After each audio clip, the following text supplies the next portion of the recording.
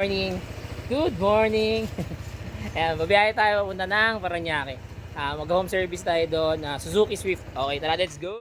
At ito nga, babiyahe na tayo papuntang Parañaque. Let's go! Good morning, another car, another client tayo mga kadiskarte. Ito yung gagawin natin, Suzuki Swift 2019 model. So, ayan. Ayan, kita nyo yan. Ayan. So, ito ang pagbaklas nito mga kadiskarte. Ito muna ang part na to. Yung ibabaw. Ayan. Tapos after nyo matanggal yan, may tornilyo yun dun sa ilalim nito. Saka nyo mariremove tong pinaka-frame nito. Okay, tara baklasin natin. At ito nga, sa part na to, binabaklas na natin yung kanyang stereo panel frame. So ayan, may kita nyo, yung una dun, tinanggal natin yung pinaka-top niya part. And then yan, niremove natin yung kanyang stereo. So ayun, tara, sa mga gusto mag-avail niyan, DM nyo lang ako. Tayo mag-wiring, pati yung antena na ilatag na rin natin, pati reverse camera. So ikakabit na lang natin to. Tara, kabit natin. Basta tayo mag-install mga kadiskarte. Ayan, 9 inches Android sa Suzuki Swift. Syempre kasama pa rin sa package natin yung reverse camera.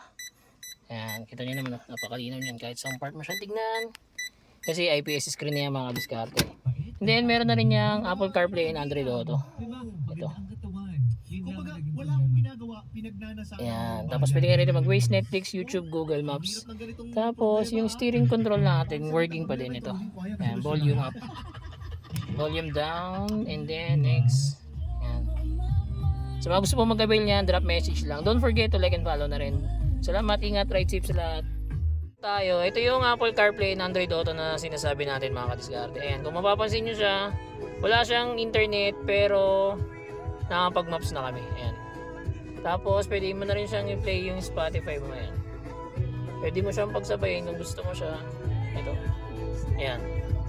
So, mag gusto mo mag-avail, drop message lang. Don't forget to like and follow na rin. Salamat, ingat, ride safe.